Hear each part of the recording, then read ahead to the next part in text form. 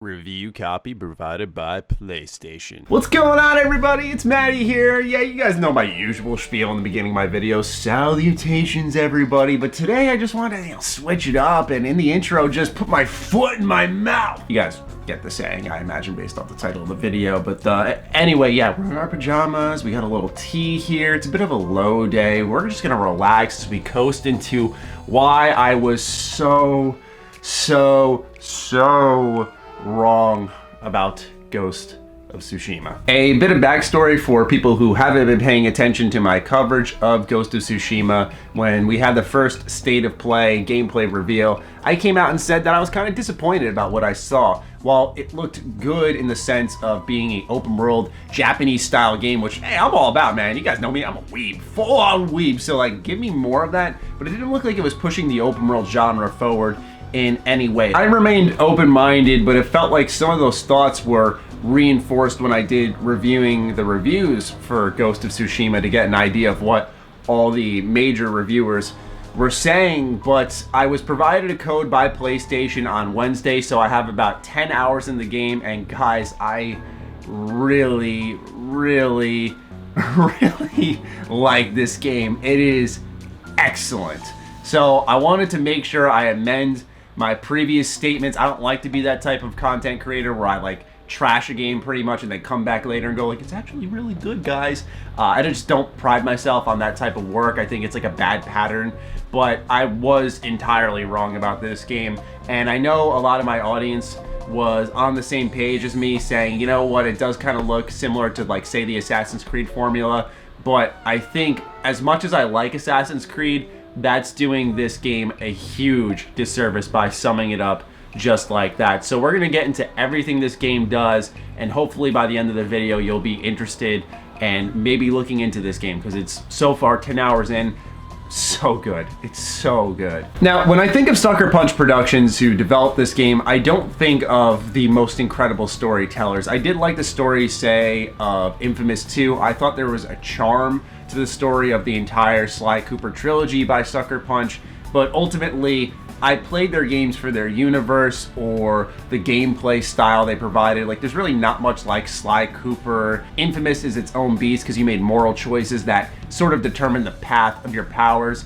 But Ghost of Tsushima has so far told very compelling stories to me, both in its side quests as well as the main story. Now, the main story begins with a giant battle on Komoda Beach, and it's a complete failure. At first I thought they were going to sort of teeter on the edge of revenge story, but there is this conflict between the samurai code, what a samurai does, and as they're taking on this brand new enemy in the Mongolian force, versus what really must be done to take them out, and that's doing things such as attacking from the shadows, something that the samurai would claim is a completely cowardly move and betrays everything they stand for. So essentially what happens is, after the initial battle is lost and Jin's uncle is captured alive, he's trying to, at least in Act 1, raise a bit of a rebellion by contacting various people around the island of Tsushima to raise forces to go free his uncle. Really, it's the way the story's told, with meaningful flashbacks that'll teach you gameplay mechanics but also build the characters. It's just very smart design, but on top of that, it's really that samurai code spin that the story has on it. I feel compelled for Jin. I feel it's actually well acted too, and I'm listening to the American voices. I wanted to test them out because, as some of you may have saw in reviewing the reviews, they said that the performance was kind of dry. I really actually like the American performances, and I'm going to stick with it. But anyway, I don't want to go further in on the story. I want to leave it up to your own personal discovery if you do end up playing the game yourself. Let's talk about the gameplay. This was one part that I was very nervous about prior to launch, saying you saw some similar things in Assassin's Creed titles, and that's no disrespect to Assassin's Creed, but it just didn't look like it was rehashing the formula, because all we saw, for example, inside the state of play gameplay was them taking out a shipyard. And it's like, oh, so this is like a Far Cry outpost or something like that, right? Well, they do have these outposts which are labeled as Mongol territory. However, each one is handcrafted and has different objectives within them, so it's not always like showing up, eliminate all the enemies, collect X, Y, and Z, and that's it. each one has their own different sets of objectives, and that makes them fun to go into. For example, that shipyard, I played it myself after about 6 hours with the title, and it was totally different from anything else because in that shipyard, you're blowing up the ship, whereas going into a trading post, you are just simply taking out the enemies. And each place is diversified, so it doesn't feel like just a thoughtless cookie cutter outpost. But on top of that, you've got Inari Shrines, Tori Gates, which are these platforming challenges, haikus, you make your own haikus, and then you actually end up getting a headband which has the haiku you wrote on it. There are these mythical quests which can teach you brand new moves. There's Tales, which is the game's side stories, which are absolutely incredible. There are random challenges such as cutting down bamboo. There's duels, rumors that you can pursue in the world. It's really the way they deliver the content and tailor to the flair of the samurai in this game that really helps it set itself apart. So as you complete all of these objectives, your legend will start to grow, as you can see here. And when your legend grows, you'll earn technique points, which brings me to my next step that completely shocked me, and that is the depth of the gameplay. So you can summarize the gameplay simply by going, oh, it's either stealth or samurai, brute force, out in the open, but each playstyle has their own separate skill tree. So you have ghost weapons that you unlock as your full legend entirely grows, and then those respective ghost weapons have their own skill trees. But let's say you want to be more of a samurai, you know, squaring off against everyone, calling them out, fighting them eye to eye, giving them that respect. Then you have stances, which can completely change. For example, you have the stone stance, which is really good against swordsmen. But then you have the water stance, which is excellent for enemies who use shields. So you're switching that up based on who's attacking you. There's deflecting, parrying, rolling, heavy attacks, light attacks, ranged attacks. There's various tools you can use, whether it's a chime bell to lure your enemy somewhere, shooting a bee's nest to distract enemies and also take them out, explosive barrels, freeing animals from cages. There's just so many ways to play, and with the diversifying content in each area feeling truly different, it's really rewarding and grabs your attention and doesn't let go. And a big part of this is because when you see how well handcrafted these areas are, you start to appreciate the overall world. Now, you can easily see right off the bat that Ghost of Tsushima is a gorgeous open world. I don't think the gameplay with its compression really does it justice. This is one of the most beautiful open world games I've ever had the pleasure of playing. There is such a large range of colors for Ghost of Tsushima that I can't even fathom playing on the Kurosawa mode, which puts this game in black and white. I just simply couldn't imagine doing it because the world is so beautiful. This has no merit on whether or not you should purchase the game, but I was sitting here actually playing Ghost of Tsushima, and my dad walked in the room and he saw me playing and he's like, holy smokes, that looks good. And my dad, you know, he pays attention to my work, but he's not like overly invested in what games are. Like, he was really shocked by it, and I was in the same boat as someone who's played a ton of games. I'm usually not wowed by the graphics, but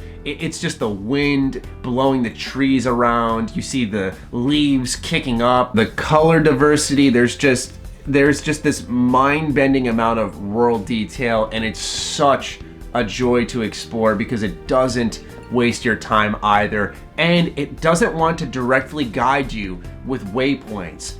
Ever. This game is never telling you where to go. I mentioned earlier how, for example, you can talk with people and you'll learn about rumors on the map. What I like about this is it's not always someone going, help, there's an outpost down the road that I saw had Mongols there, please free them all. Sometimes they're like, I found this very beautiful place, and you'll go there and that's where you'll end up writing a haiku. It's just that simple self-aware decision of sharing positive things in your own game world that actually makes such a substantial difference. But between the rumors as well as the way you go from point A to point B, which is through the guiding wind, truly immerses you into the game world. So by a swipe of the touchpad, the game's wind will pick up and it will sort of wisp in the direction of where you're supposed to go. Now, what's really cool behind the guiding wind is there's a bit of a theme, a symbolism as to why it's helping direct you and how that all works. And I really appreciated that. Like, as someone who loves Persona, anything with like symbolism or themes directly behind a game mechanic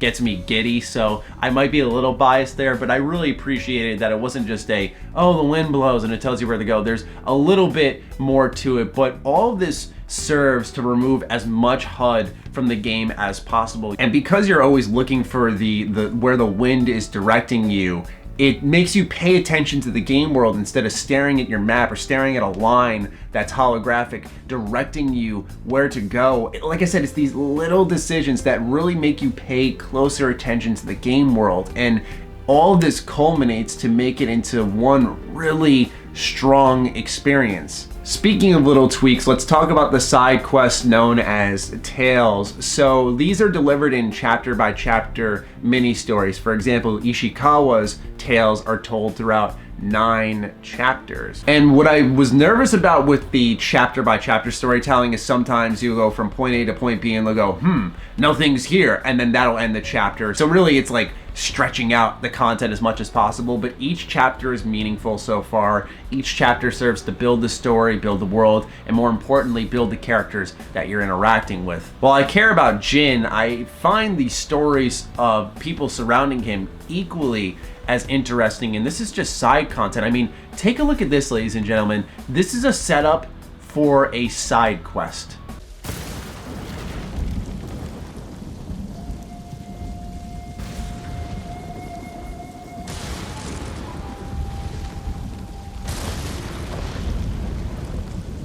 Crazy, right? Like, I couldn't believe it, man. I really couldn't believe it. I was like, what? Like, this is for a side quest? Okay, sure, why not? Now, it's not all perfect. There are issues I'd like to highlight thus far. Number one is the animations throughout cutscenes aren't the best, but it seems like Sucker Punch was really aware of that because they make very smart use of their camera, changing the angles constantly to create a cinematic feel for it. One of the reviews I did read in reviewing the reviews wasn't wrong that the arms are almost lifeless. They very infrequently gesture in any direction or use their hands at all. They're very much attached to the sides and they stand there, and that's why the camera is always flipping around.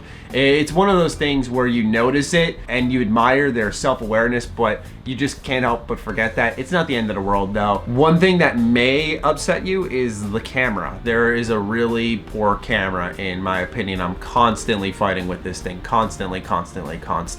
It's clashing into things, whether it be trees, walls. It's not centering itself properly when combat's beginning, and I really feel like this game, maybe there's an upgrade later on that I'm not aware of, or a charm or something like that that I'm not aware of, but this game needs to let you lock on, because sometimes I will want to target someone specifically, but because they're so invested in the idea of not putting HUD in the game, not gamifying anything about it, which I respect, sometimes I'll find myself having my back to someone that I'm trying to attack, like I'm holding triangle for the water stance, and when you do that, you can wind up a combo that you'll end up using to break a shield. And when I try to do that to target someone with the shield, I'll often have my back to them, and it just becomes very frustrating, leading to some deaths that I think could have been avoided, which I know is a big sign of trouble for people, especially when enemies in this game hit you really hard. They will kill you, they will challenge you, and it's a good challenge most of the time, but often enough the camera has gotten in my way, and I am not a fan of that. Outside of that, I had one really strange crash where the game went black, but nothing was going on, and it was to load up a cutscene. Now, the good news is I closed the application, loaded the game back up, and it literally loaded straight into that cutscene. And immediately at that, the load times for this game are impressive for how good it looks, and I think that's a good design decision because I was dying a lot in the early going, and fortunately I could get right back into the action with a quick loading screen. But all in all, that's everything I wrote down that I wanted to share about Ghost of Tsushima to hopefully right the, I put this in quotes, wrongs of my past. I really like this game. I've been thinking about it every single day since I started playing it. Whenever I have something that's taking me away from the game, I'm thinking about how I can get back to it. I appreciate its world. I appreciate its attention to detail. Its story has surprised me. Its side quests are very well done. everything serves to truly build this world up, and the content is more unique than I had personally expected. So Ghost of Tsushima gets a big thumbs up from me. I do plan on doing a full review for the game, but I did feel that this 10-hour impressions video would do a good job for the time being. So I leave it in your hands now. Are you interested in Ghost of Tsushima? Are you picking it up? Let me know in the comments down below. Sorry about a bit of a lower energy video here today. Like I said, I just feel a bit under the weather, so I just wanted to, quite literally take care of myself on camera. What happens is usually while I'm editing and I'm recording the video, I'm like in that work mode. I'm like, you know what? I just gotta hope you guys will understand when I got some tea in my hand that I'm just taking good care of myself here. So appreciate your understanding. And last but certainly not least, big thank you to all of the patrons who continue to support the craziness ongoing here. Stay sexy, stay active. I love you all. Peace.